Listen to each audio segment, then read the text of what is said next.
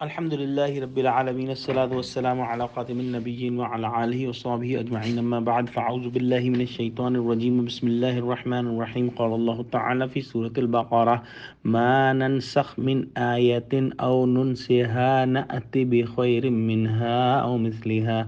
Alam ta'lam anna Allah ala kulli shay'in qadir. Translation: We never change, eliminate, or cause to be forgotten any of our verse except that we bring replacing it with a better one than it or similar like that.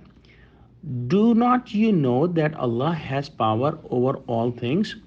These verses discuss an extremely important concept of abrogator and abrogated verses.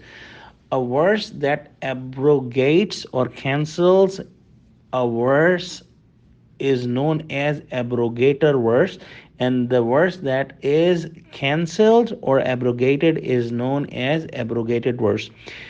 And the Jews made a complaint, and they used to say that why Allah has to abrogate a verse. They would say that Allah knows everything, and why have He revealed a verse in the first place which had to be replaced later? The reply here indicates that the verse is abrogated because of the situation of the state of the first followers of Prophet Muhammad sallallahu alaihi wasallam. It kept changing, thus requiring modification of the revelation. In case of Quran, we see that the abrogated verses were clearly replaced by other similar or related to them verses. The new text had finality and applicable for all times.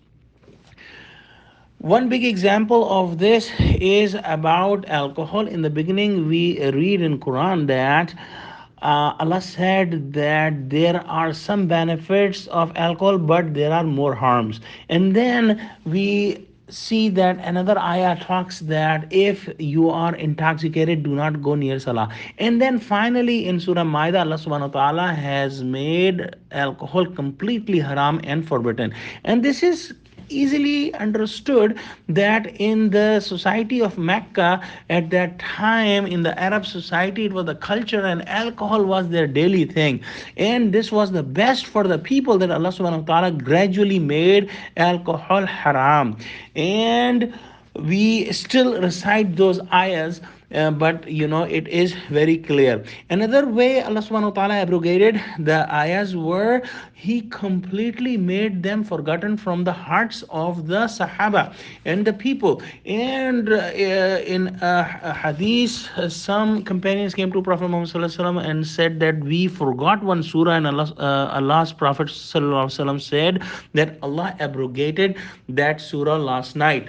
Another way of abrogation was that Allah subhanahu wa ta'ala did not remove the ayah from the hearts of the people, but it was removed from the mushaf, and it is not in Quran at this time, and it is not recited. One of the ayah is about the punishment of rajam, that was abrogated like that. So Allah subhanahu wa ta'ala is the has the power, and He knows all the things, and He can do whatever He wants to do. In the next ayah, Allah subhanahu wa ta'ala says, Alam ta'alam anna Allah lahu mulku samawati wal ard wa ma lakum min dunillahi min waliyyun wa la nasir.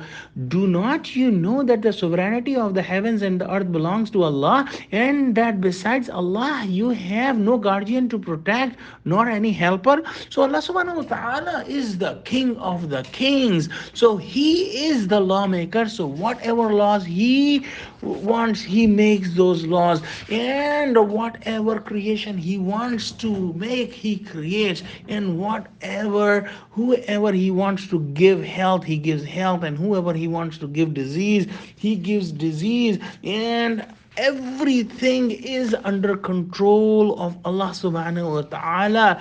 And the only helper we have in reality is Allah subhanahu wa ta'ala. So Allah subhanahu wa ta'ala we have to pray to him that he may he give us complete understanding of Quran and open our hearts for the book of Quran. Ameen.